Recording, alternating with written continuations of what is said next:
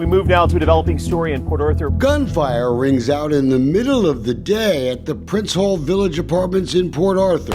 The victim was taken to a hospital and, according to the chief, is in serious condition now. But the TV anchors in the Golden Triangle couldn't know what we now know. Someone at 911 literally forgot to dispatch the ambulance to the scene of that critically ill gunshot victim. And now there is an internal review to find out why. Luckily, in this case, we've learned a crew from the city's private ambulance company, City Ambulance, they were listening to the fire radios and noticed that no one was being sent. They self-dispatched. It does not appear to have affected the outcome of the patient, at least this time. We also just got word moments ago murder charges have been filed against an off-duty security guard. 42-year-old Bobby Francois succumbed to his wounds. He was shot in the back and the leg and lost a lot of blood. We've been keeping an eye on the news headlines from Port Arthur ever since we first went to town more than a year ago. We proved the city's longtime ambulance company, Acadian, was providing falsified response time data to the city. Apparently, no one at the Port Arthur Fire Department had ever even checked the math until Greg Benson came to town. Well, I'd have to wonder if they didn't get a little bit comfortable. If nobody's asking about your performance level, you have to worry about it.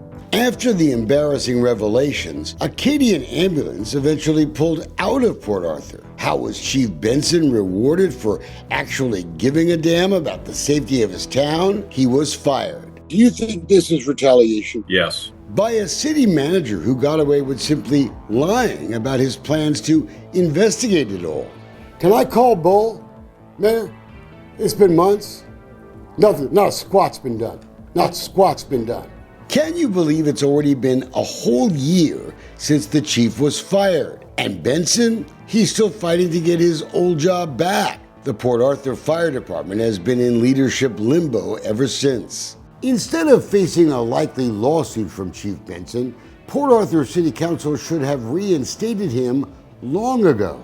The whole reason that you went after Chief Benson as the city is because you believed that he had involved well-known investigative reporter Wayne Dolcefino. A panel of city employees have already rejected Benson's appeal. But that's not a shocker. The city manager is part of the panel. You may remember Port Arthur Police did announce they were investigating the Acadian response time records. That's after we filed a formal criminal complaint. That so-called investigation, it was a joke. No one from Acadian was apparently even questioned. After months of virtually no police work, the police chief in Port Arthur gave Chief Havens the options of closing the investigation down. And Havens, he said yes. Interesting, because he had been one of the longtime Port Arthur Fire Department officials that Chief Benson suspected was a little too close to the folks at Acadian. They had held the ambulance contract in Port Arthur for 13 years. You always suspected Havens was one of the people that was too close to Acadian. Oh, yes. The Jefferson County District Attorney refused to do anything either. Keith Giblin wouldn't even return our phone calls. Voters should remember that. Many cities have fought our continuing investigation into Acadian, a Louisiana company with business in a bunch of Texas counties. Miles from Port Arthur, for instance, the town of Nederland. And the natives here, like in a lot of places we visit, are restless. Let me finish, please. The plan. No, let me finish, please. That fight was about drainage, but you know what else is on the ballot in May? The quality of the ambulance service Acadian is now providing in Nederland. This is a top priority. We have to have readily available ambulances to respond to our citizens. Britton Jones is running for city council in that town, part of a slate with council candidate Jeff Ortiz and Jeff Darby, who's running for mayor. And they have their sights set on Acadian.